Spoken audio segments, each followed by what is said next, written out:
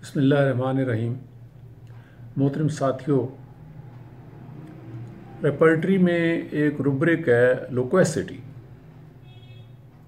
Loquacity यानी बातूनीपन जिसे हम उर्दू में कहते हैं।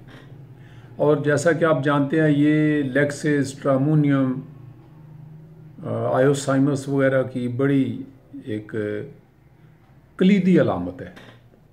लेक्सिस तो इस हवाले से पहले जिस दुआ का ख्याल जाता है ये अलामत सुनकर, वो है लेक्सिस।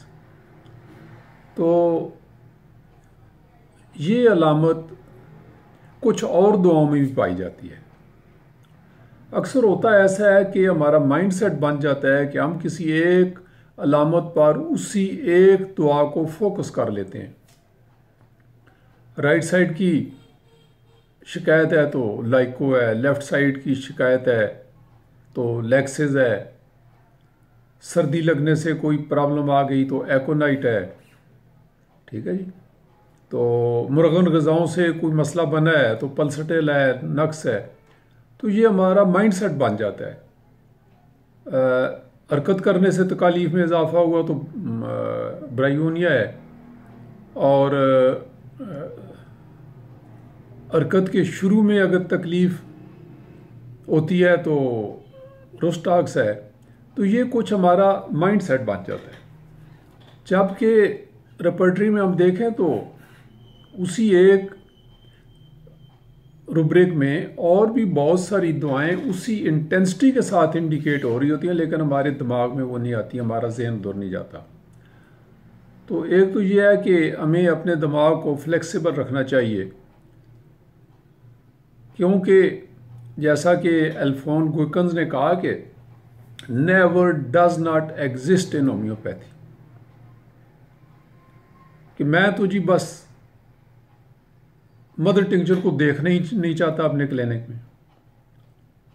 मैंने जी सीएम पोटेंसी कभी इस्तेमाल नहीं की, मैं तो इसके हक में ही नहीं हूं।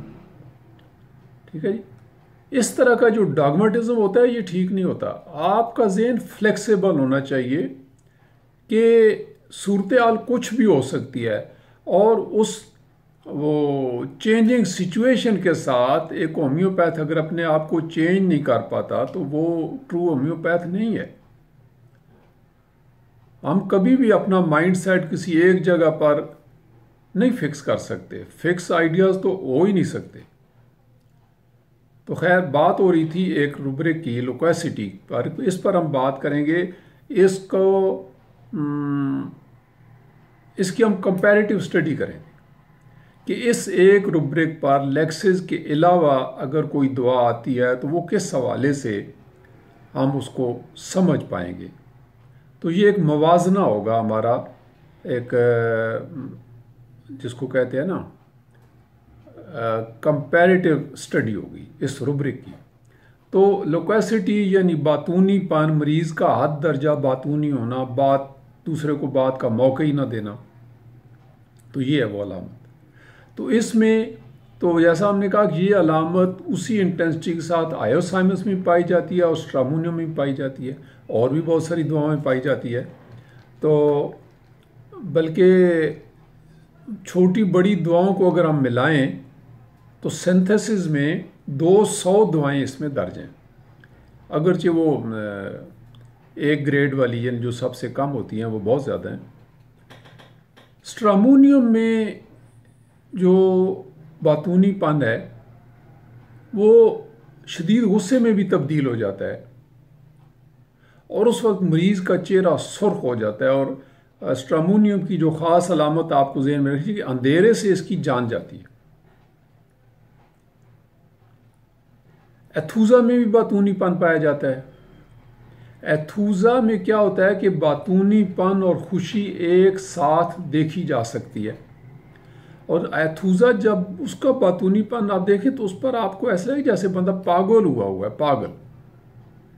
आपको शुभ होगा, वो इतना एक्साइटेड होता है बातूनीपन में, इस तरह की बातें करता है। जबकि आयोसाइमस के बातूनीपन में फोशपन की झलक भी मिलती है। इसकी गुफ्तगू कदरे फोश होती है। ऐसे ऐसे नाजुक मौज़ूआत पर बात करता है कि वो तहरीर में नहीं लाई जा सकती, कोर्ट नहीं की जा सकती, महफिल में बंदा 4 बंदे उसको सुन नहीं सकते। तो आयोसाइनस का मरीज जो बातूनीपन का शिकार होता है और वो अपने अज़ाए जिस्मानी, अपने अज़ा के पर्दे का ध्यान नहीं करता, और मज़े की बात है कि फोश गुफ्तगू पर उसे नदामत का एहसास भी नहीं होता। अब यही बातूनीपन एकोनाइट में भी आपको मिलेगा, लेकिन एकोनाइट का बातूनीपन उस वक्त उरूज पर होता है जब उस पर खौफ का शदीद दौरा पड़ता है। तो खौफ के साथ बाज़ औक़ात बातूनीपन भी बढ़ जाता है। अब यही बातूनीपन आपको कैनाबिस इंडिका में भी मिलेगा। उसमें यह है कि मरीज़ को उसकी ख़ास निशानी यह है कि जब सर दर्द आने लगता है तो साथ उसका बातूनीपन बढ़ जाता है। ये है कलीदी अलामत कैनाबिस इंडिका। और अगर शदीद जिनसी ख्वाहिश, सेक्सुअल डिज़ायर के साथ अगर बातूनीपन आपको मिलता है तो वाहिद दुआ है रेपर्टरी में, वो है वेरेट्रम अल्बम। और वेरेट्रम के साथ ठंडा पसीना, ख़ास तौर पर पेशानी ठंडी, ये उसकी कलीदी अलामत हैं। और मुमकिन है आपको कार्बोवेजी में भी बातूनीपन मिल जाए।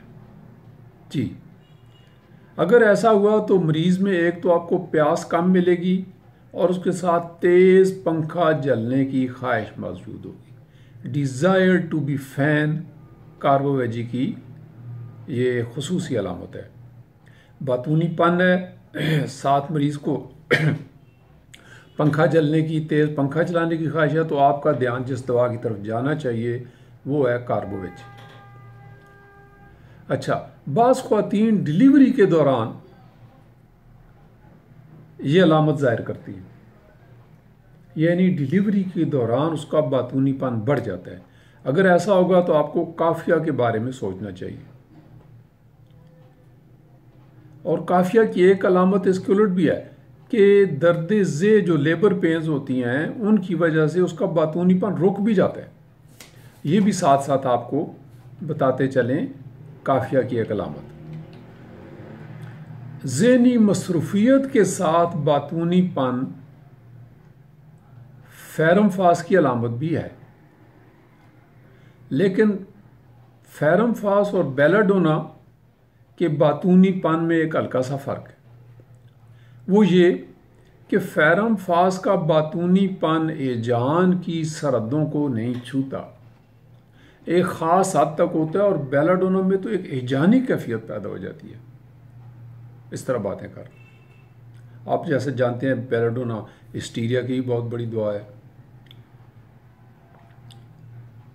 और लेक्सिस के बातूनीपन की एक बात फिर और आपके सामने अर्ज कर दूं, अगर मरीज को नींद भी नहीं आ रही और बातें किए जा रहा है तो यहां पर भी आप लेक्सिस के बारे में ज़रूर गौर करें। लेक्सिस ऐसे मुअम्मर लोगों की भी दवा है, ऐसे उम्र रसीदा लोगों की दवा भी है जो हाफ़ज़ा खो बैठते हैं लेकिन बातें बहुत किए चले जाते हैं। हाफ़ज़ा कमज़ोर हो गया और बातूनीपन इसके साथ है, तब भी लेक्सिस करीने क्यास ये है कि ऐसे लोगों की दुआ लेक्सिस हो सकती है। वैसे मुअम्मर लोगों के बातूनीपन की एक और भी बहुत बड़ी दुआ है, बल्कि जनरली भी वो दुआ जो है उम्र रसीदा लोगों में बहुत ज़ाहिर होती है, उसे नहीं भूलना चाहिए, वो है एम्ब्राग्रीसा। ये भी बूढ़ों की, उम्र रसीदा लोगों के बातूनीपन की दुआ है। लेकिन अगर अम्बरा दुआ होगी तो उन मरीज़ों के बातूनीपन में आपको एक अहमकाना झलक भी मिलेगी। आप कहेंगे कमाल है, इतना उम्र सीधा बंदा है और ये बात इसने कैसे कर दी। उसमें कदरे बचगानापन आएगा, कदरे अहमकानापन आपको नजर आएगा। अगर अम्बरा दुआ है, मरीज़ बूढ़ा भी है, मरीज़ बातें भी ज़्यादा करता है और साथ उसमें फुलिशनेस भी पाई जाती है, कुछ सेंस नहीं मिल रहा उसकी बातों में, नॉनसेंस टाइप चीज़ें भी बीच में वो कर जाता है, तो तब आप जिस दुआ पर गौर करेंगे वो है एम्ब्राग्रीसा। ये लोग क्या करते हैं, अमूमन एक सवाल पूछते हैं और वेरेट्रम अल्बम की तरह जवाब का इंतज़ार किए बगैर वो किसी दूसरी दुआ पर चले जाते हैं। तो ये है वो जो हम बात कर रहे थे लिक्विसिटी की, कि ये एक अलामत है और इसमें जो जो दुआएं जो ज़्यादा इंडिकेट होती हैं, हमने उनके चंद चीदा नकात आपके सामने पेश किए, ताकि अगर इस बातूनीपन को डिफ्रेंशिएट करना पड़े, तज्जिया करना पड़े, इसकी कंपैरेटिव स्टडी की ज़रूरत हो, तो आप ये जो मैंने 5-7 दुआएं आपके सामने पेश की हैं, आप इनको भी ज़हन पर रख लें, ताकि मिनिमम तक पहुंचने का रास्ता आसान हो जाए। तो आपका बहुत शुक्रिया, आपका मैंने टाइम लिया। Thank you so much.